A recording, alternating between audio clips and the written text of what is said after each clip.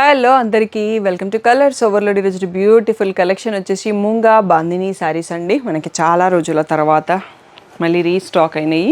కొన్ని మోడల్స్లో కొన్ని డిజైన్స్లో four colours ఉన్నాయి, కొన్ని ఏమో ఆల్రెడీ ఉన్న స్టాక్లోనే ఉన్నాయి అన్నట్టు ఎప్పటికప్పుడు దీనికి సపోర్ట్ చేస్తూనే ఉన్నారండి. Thank you one and all for that support.